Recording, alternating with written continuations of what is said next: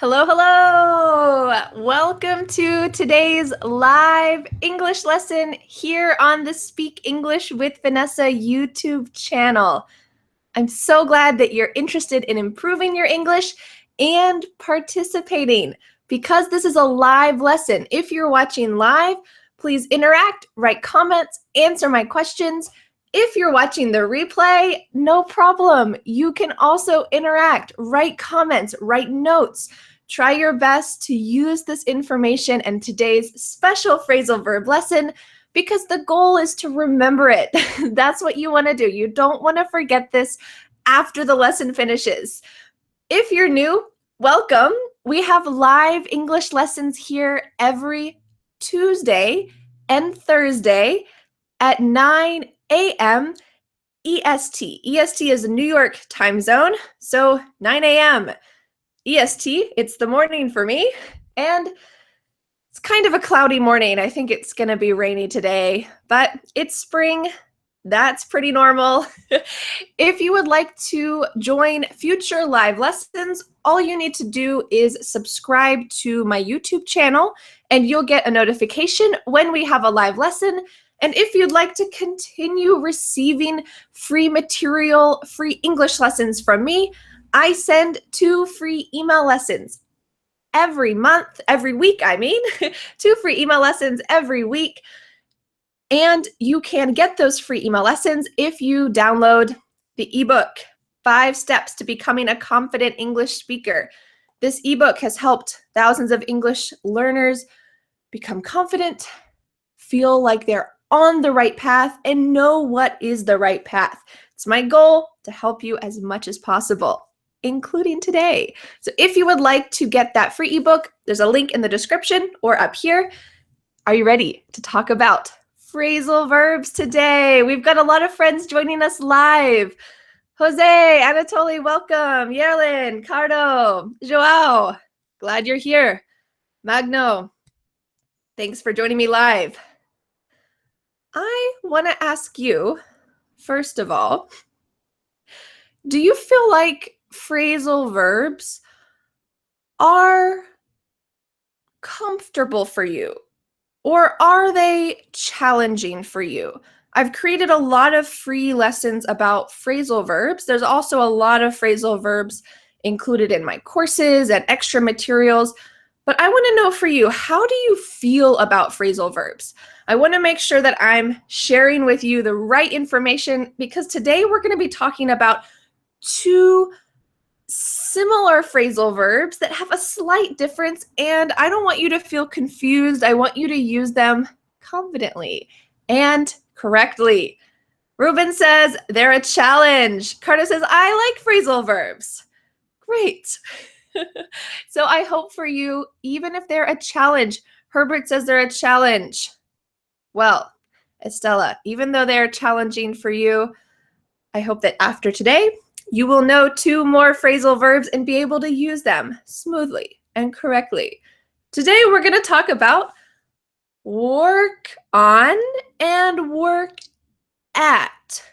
But before we start talking about how to use this phrasal verb, I want to show you what we're not going to talk about because there are a couple different ways to use work on or work at in a sentence, but they're not as phrasal verbs. So let me show you really quick. I wrote some sample sentences in advance so I don't waste your time. We are not going to be talking about a sentence like this. I work at the bank. This is not a phrasal verb. Here, at the bank, this sticks together, and work is the verb. This is not a phrasal verb. Work at does not stay together. So we're not going to talk about where do you work? I work at the bank. I work at a school. I work at an office.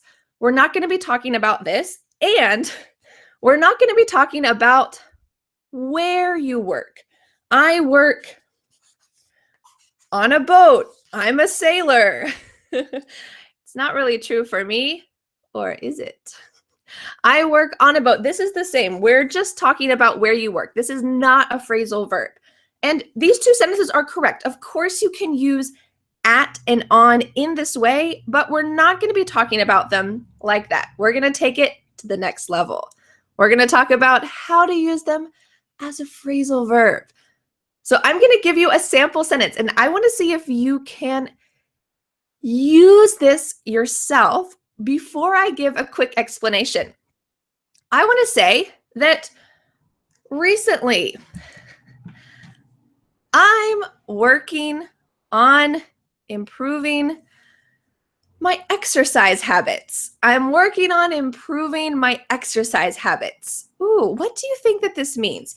I'm working on improving my exercise habits. Does this mean that I'm actually physically on my exercise habits? Not so much. I'm working on improving my exercise habits. We have, yes, a lot of people gave great explanations to spend time producing or improving something. Yes. So when you're working on something, it means that it's a process. You're probably improving something. I'm working on improving my exercise habits. I'm working on improving my English. Pardeep, great sentence. Hamza says, I'm working on improving my English grammar. I'm working on improving my grammar mistakes. Beautiful. What about working at? What if I said, I'm working at improving my exercise skills? Is this the same sentence? I'm working at improving my exercise skills. It's the same sentence, except I used at instead of on. Let me show you this quick page here. I have 2 sample sentences. I'm working on, I'm working at. I'm going to underline our important phrasal verb today. Working on, working at, and what do you see afterwards? It's the same thing. It's the same sentence, except we just changed on and at. I'm working at being more confident when I speak English. I'm working at being more confident when I speak English. These 2 words have an important similarity. You can use I'm working on being more confident. I'm working at being more confident. The only time we can use both of these is if we use an ing verb afterwards. We need an ing verb. So if you remember my sentence from a moment ago, I said, I'm working on improving my exercise habits. I'm working on improving. I'm working at improving my exercise habits. In this situation, there's absolutely no difference. There are similarities between these 2. So really, you've got 2 choices. Choose one that feels comfortable to you and make sure that you use ing after both of these. I know a lot of you have been writing beautiful sentences here. Diego says, I'm working on improving my listening skills. Great. I'm working at being more professional in my work. I'm working at speaking English fluently. I'm working on being a good speaker. Lovely. Yes, you've got it. That we need an ing verb after this. And when I was thinking about the difference between working on and working at, I asked my husband because it's good if I think about it, but I want to make sure that I'm giving you the correct material. And I said, tell me, what's something that you're working on? And he said a sentence. I'll tell you in just a moment. And then I asked him, what is something that you're working at? And he told me another sentence. And it proved my theory because there is a difference between the sentence structure. Working on, we can use ing. Working at, we can use ing, but there's a difference. Let me show you the next page. There is a difference here. Do you see any difference between these two sentences? I'm working on my English skills. I'm working on improving my English skills. You might notice, well, of course, we've got our lovely phrasal verb.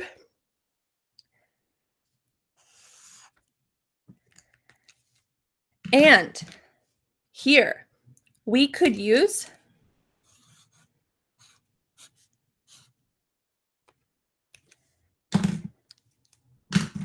ing. This is a similar sentence to what we talked about before.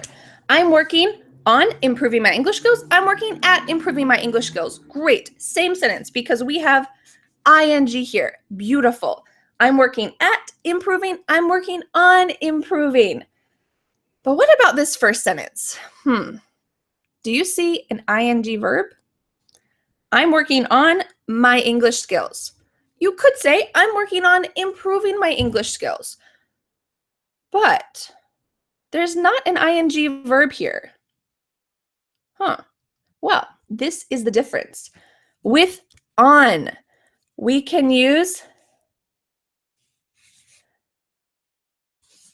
a noun directly afterwards, or we can use an ing verb. So we already talked about I'm working on improving. That's great. I'm working at improving. But in this sentence, we can't really say I'm working at my English skills. We have to use on if we're going to use a noun directly afterwards. So let's practice this concept because I want to make sure that you can remember it. And I'm going to tell you a couple of the sentences that my husband said when I asked him this question so that you can use this as well. I asked him, Dan's his name. Dan, tell me something that you are working on. And you also can be thinking about this. What's something that you're working on? And he said, I'm working on my business. Oh, that was his first sentence. So he used this automatically. No ing verb. I'm working on my business. Right now, he's working a lot on his business. He has a job, kind of temporary job, and he's also working on his business in his free time. So he's quite busy. He said, I'm working on my business. And I said, tell me something that you're working at. Oh. And he said, I'm working at going to bed earlier. He used an ing verb directly after at. I'm working at going to bed earlier. That was his first instinct. And I think that that says a lot because I think about it a lot. I can think about different situations, different circumstances. But when you talk with a native speaker, maybe you have a native speaker friend, or you have a partner, or you're going to travel somewhere, you want to know really what they're going to say instinctively. What are they really going to use? So that's why I like to ask him questions to figure out what will you experience when you talk with a native speaker. So he used, I'm working at improving my English skills, and I'm working on my English skills. He used this, but you can also use, like we talked about, you can also use ing for both of them. No problem. We've got a lot of great sentences, so let's talk about those sample sentences that you wrote, and I'll help to give some feedback. Victor says, I'm working on math to go to university. So you need to improve your math skills. I'm working on math to go to university. I'm working on improving my math skills. Both are great. Aisha says, I'm working on my graduation product. Great. Or graduation project. Federica says, I'm working on working out every day. Yes, get nice and strong. You have to work on your relationship. Great sentence. Work on your relationship. Or we could say, you have to work at improving your relationship, or you have to work at keeping up your relationship, using two phrasal verbs here. I'm working at being an independent person. Beautiful sentence, Khan. I'm working at setting up my own business. I'm working on my muscles. A lot of people here are working out. Great. I'm working on learning more for college. Great. Marlena says, I'm working on being here with you every Thursday. I'm working at watching your lessons more regularly. I think you guys have got this, definitely. That we can use ing for either one, but working on is useful for a noun. I'm working on speaking English fluently. I'm working on English. Great. It seems like all around the world, you all have different projects, different goals, different ideas, but we have one thing in common. That one thing, it's why you're here. English. We have English in common, and that's something really beautiful about learning English, learning a foreign language. You can connect with people who have different goals and different ideas, but you're all connected because you can communicate together. Maybe you're not working on your graduation project. You're not working on getting a girlfriend, like Wazid said. Maybe you're not working on being more patient with your kids, like Estella, but you've got one thing in common. You're interested in learning English. So when you meet someone new, you have this that you can connect over. I'm working at being a better English speaker. I'm working on my English skills. And this is what I want to say all together.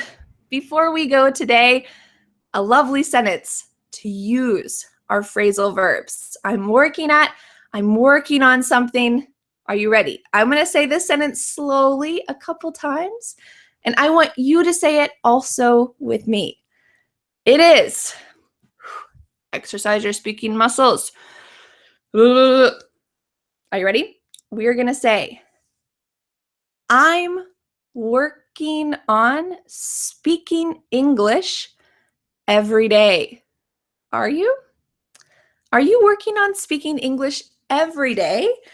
If you would like, you can write this sentence in the chat box, write it in the comments, write it on your arm so that you don't forget. Write it on the wall, maybe. I'm working on speaking English every day. Ooh. If you're working on speaking English every day, but you don't have a speaking partner, you don't have friends or British friends, or you're not living in Australia, how can you do that? There's a lot of options. You can read out loud. You can answer questions out loud. You can talk to your cat.